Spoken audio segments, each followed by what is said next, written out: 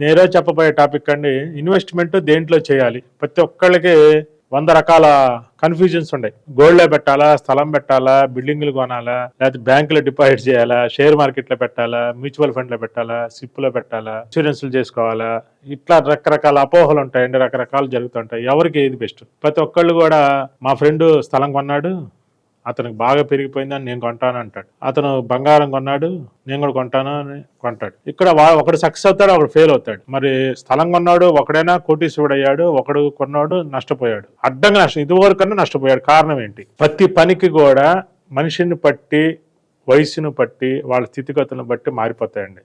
ఏ పని ఎలా చేయాలనేది వాళ్ళు నాలెడ్జి పెంచుకొని చేయాలి. ఏదైనా సరే పక్కనవాడు చేశాడని చేయకూడదు. ఫర్ ఎగ్జాంపుల్, ఒక అతను గోల్డ్ కొన్నాడు, గొప్పవాడయ్యాడు, ఒకడు గోల్డ్ కొని నష్టపోయాడు.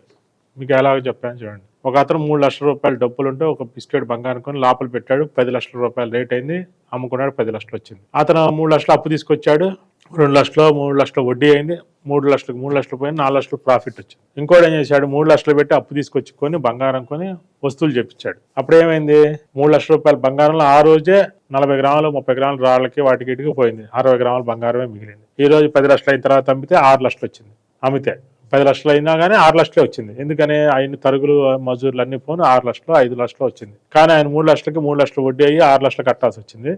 ఇక్కడ 3 లక్షలు పోయి 4 లక్షలు మిగిలింది. ఇదే డిఫరెన్స్. ప్రతి దాంట్లోనే అంతే. స్థలం కూడా అంతే. అంటే బంగారం కొనమన్నా కదా అని అప్పు తీసుకొచ్చి బంగారం కొంటే ఎలాంటి బంగారం కొనాలి, మన దగ్గర డబ్బులు ఉంటే ఎలాంటి బంగారం కొనాలి అనేది ఆ నాలెడ్జ్ అతనికి ఉండాలి. బిస్కెట్ లోపల పెట్టుకుంటే మనకేం వచ్చింది, మెళ్ళేసుకొని తిరిగితే రేటు పెరిగితే మనం అనుభవించొచ్చని ఏం చేశాడు ఆయనైనా. ముందు రేటు పెరిగిన తర్వాత అప్పుడు వస్తువు చేయించుకుందామని చెప్పి మన అప్పులు తీరిన తర్వాత 4 లక్షల రూపాయలతో బంగారం గొలుసేసుకొని తిరిగాడు. ఎంత తేడా ఉందో చూడండి. అలాగే డబ్బులు పెట్టి స్థలం కొన్నారు, అప్పు తీసుకొచ్చి కొన్నావా లేకపోతే డబ్బులు ఉంటే కొన్నావా అనేది కూడా ఒక క్లారిటీ. ఒకవేళ డబ్బు తీసుకొచ్చి కొన్నాడు అనుకోండి, పెరిగితే బాగానే ఉంటుంది, తగ్గితే వాడి పరిస్థితి ఏంది, ఉన్నాయి కూడా పోతాయి.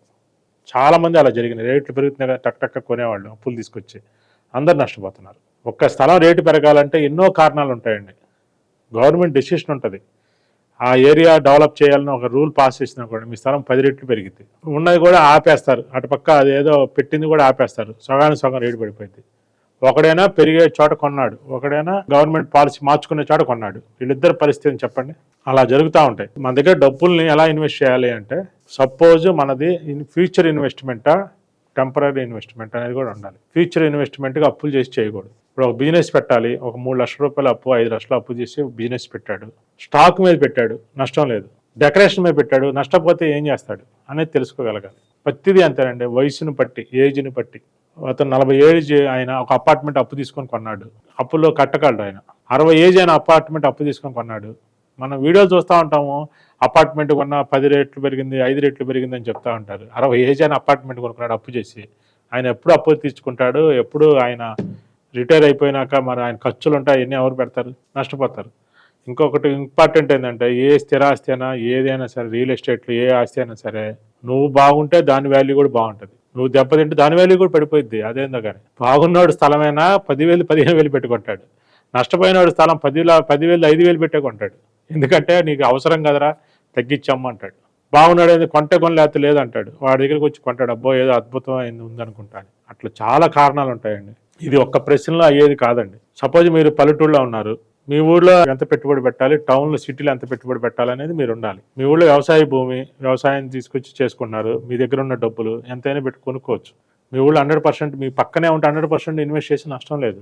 ఎక్కడ దూరంగా ఇన్వెస్ట్ చేయాలి, ఒక 50% ఇన్వెస్ట్ చేయాలి. ఏదైనా ఇబ్బంది కలిగినా మీకు ఇబ్బంది కలగకుండా ఉండటం కోసం. చాలా కారణాలతోటి మీరు బేరీజ్ చేసుకొని మీరు తీసుకోవటం వల్ల మీరు సక్సెస్ అవుతారు.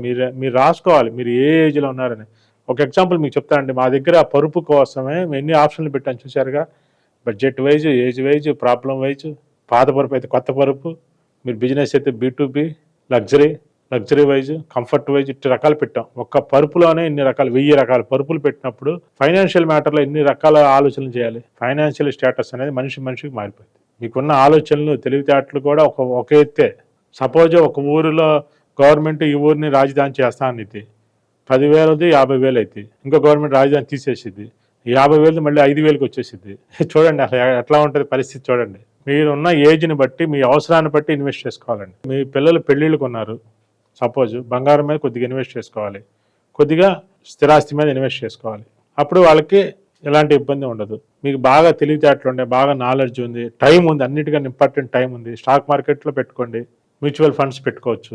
లాంగ్ టర్మ్ అయితే మీకు టైం ఉంది, అప్పుడు చూసుకోవచ్చు. మీ స్టాక్ మార్కెట్ అంటే ఏం లేదండి, మీ ఒక్క ఫైనాన్స్ ఒక్కటే చూసుకుంటే కుదరదు.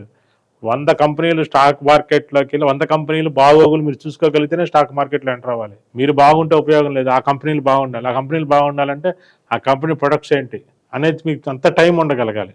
ఊరకనే పక్కనోడు పెట్టాడు కదని మీరు పెట్టకూడదు. 100 రూపాయల షేర్ 30 రూపాయలు పడిపోద్ది ఒకే రోజులో, మళ్ళీ తెల్లారి ఒక నెల ఆగితే 200కి వెళ్ళిద్ది. మీరు 30 రూపాయల్లో చూసుకొని దిగులు పడకూడదు, లాంగ్ టర్మ్ పెట్టుకోవాలి.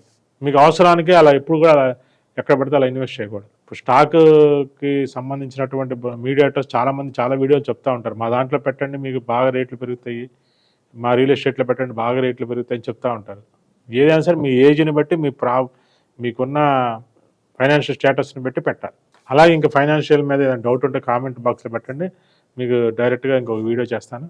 అందరికీ నమస్కారం.